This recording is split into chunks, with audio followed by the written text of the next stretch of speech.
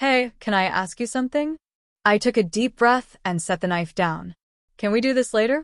I haven't eaten all day. My girlfriend, Vanessa, was glaring at me. Her foot tapped against the floor, and I could see she was trying her best not to lash out. As if he sensed the tension growing in the room, that damn dog of hers lumbered into the kitchen. Fine, she said. I just want to know why you couldn't feed Harry? I know you're busy, but come on, Eli. He was starving.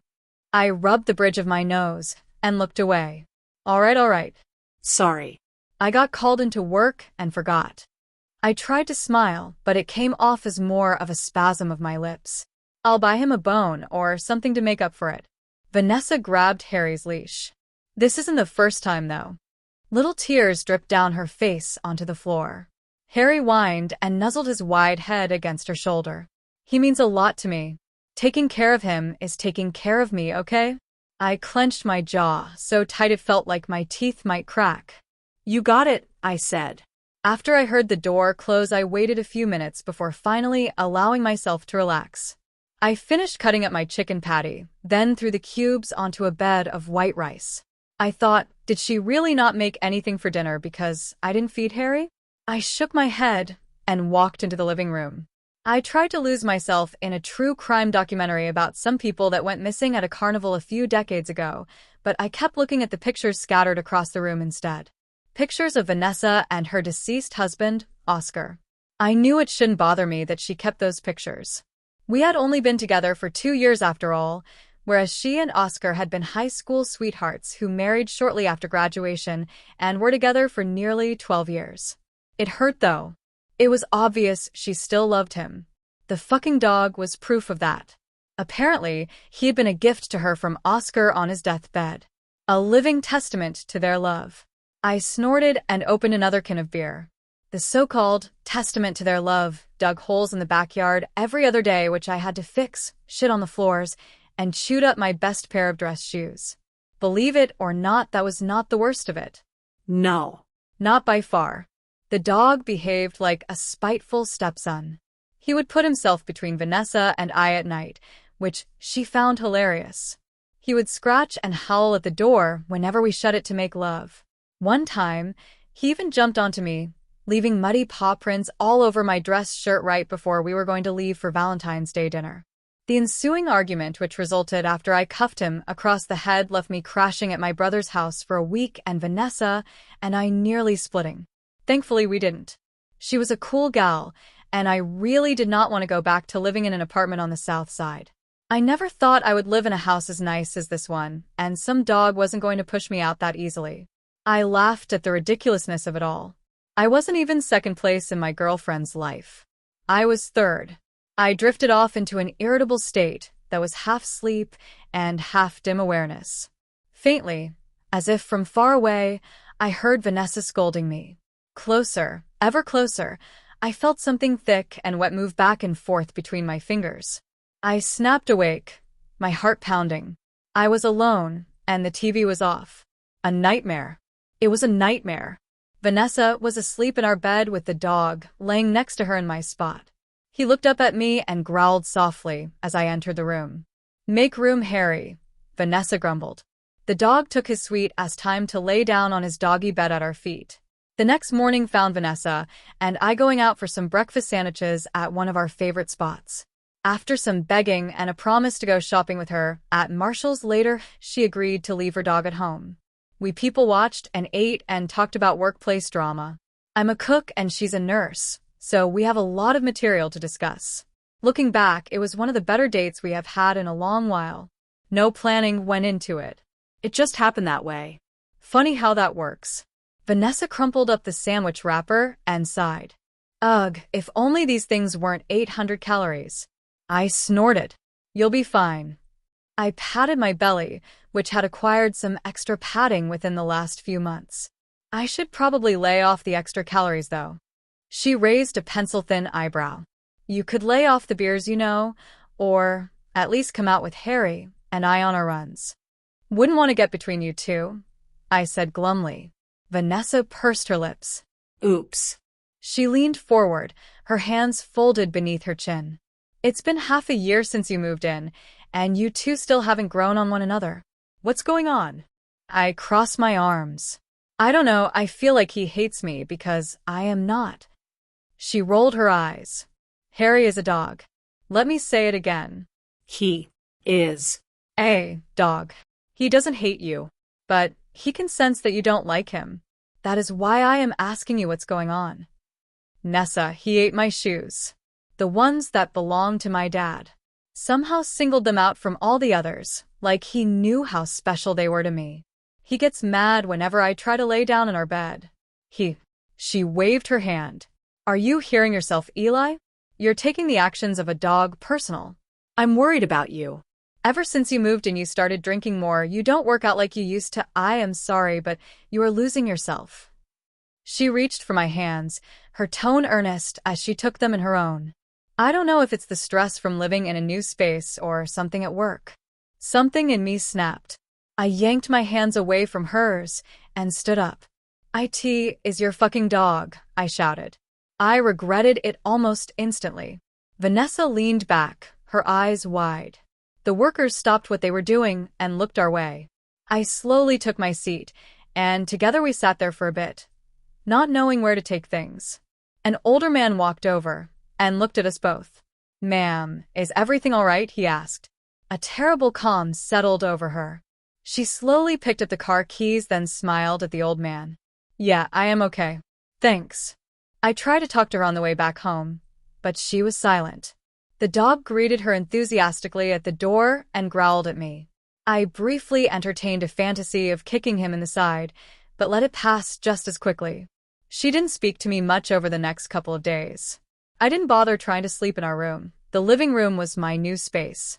It wasn't half that bad. Had it not been for the reoccurring nightmares, it would have been perfect. Work kept us on different schedules for the rest of the week, and when Friday came along, Vanessa told me she had made last-minute plans to go on a weekend trip with some of her girlfriends. I tried to give her a hug bye, but she brushed me off. She told me we would talk once she was back, and to make sure I fed and walked her dog. I nodded. I watched as she got in the car. My heart sank when I noticed one of her male coworkers was driving. I grabbed the dog's bowl and went into the garage. I scooped up some kibble from the big yellow bag and mixed it together with some leftover beef stew I made. I hoped it would count as some sort of attempt at building a relationship with the dog. Maybe Vanessa was right. Harry probably sensed my anger towards him, towards Vanessa. He was only being protective of his owner. I gathered up beer cans from around the house and threw them in the bin outside, feeling pretty down on myself. I had let my jealousy get the best of me. Took it out on a poor dog. Now I was probably going to lose my girl because of it. When I got inside, I saw Harry finishing up the last of his meal. He had licked the bowl clean. "How'd you like it?" I asked. He looked up at me and cocked his head. I saw his tail start to wag. "I can make you more if you liked the taste of that." I shifted from side to side, feeling ashamed. "I owe you more than a few meals." Harry barked. He nudged the bowl with his paw, then barked again. I laughed and held up my hands. All right. I'll make some beef stew for us both tonight. But I need to run to the store. Think you can hold down the fort while I'm gone?" I went to the local supermarket and strategized how I was going to make things right with Vanessa while I gathered ingredients for dinner. I had some pretty good ideas while there, and when I pulled into the driveway of our home, I realized that it had been some time since I had felt this at ease. I whistled, bags of groceries in hand, while walking up to the door. I noticed Harry watching me through a window. He barked and started scratching at the glass. "Hold on, I'm coming," I said. I stepped inside and nearly dropped the groceries. "Oh fuck. The hell, you stupid fucking." All 150 pounds of Harry crashed into me. I didn't even have time to yell. Together we landed on the coffee table. It collapsed, sending wood and glass all over the carpet. Harry licked me across the face and barked happily. I stared up at him in disbelief. He jumped off of me. I breathed in deep lungfuls of air, laying there until I was able to get back up again. Outside of some cuts on my arm from the glass, I seemed to be fine. Harry, I shouted. I couldn't find him anywhere in the house. I yanked at my hair and tried to calm myself. Then I took a picture of what he had done and sent it to Vanessa. In the foyer, laid out perfectly for me to see, was a blanket I had gifted Vanessa last Christmas. It had a collage of some of our happiest moments printed on it. Harry had ripped into it and left a nice pile of crap on top. When Vanessa called me, she was in disbelief. She asked if I was sure Harry did it. Did I lock all of the doors before leaving?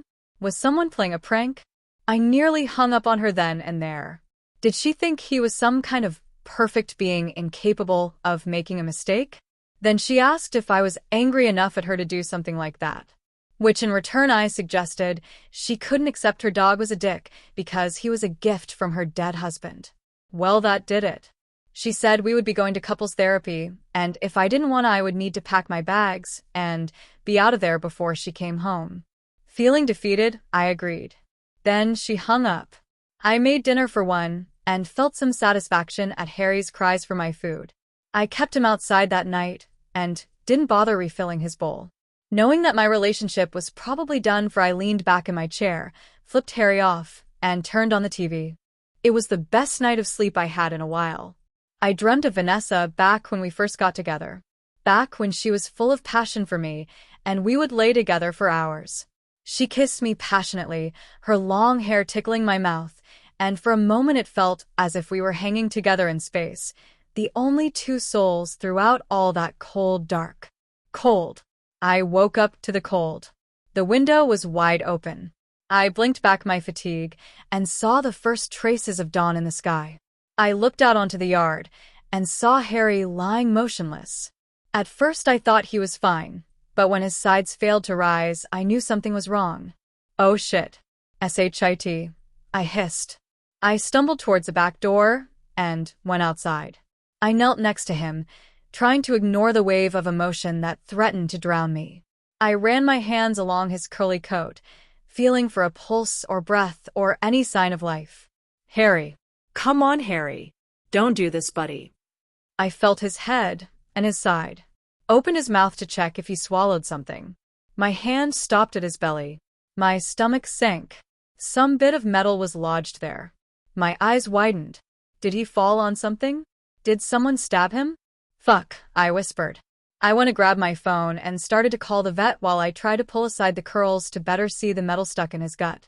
My finger and thumb closed around the flat piece of metal.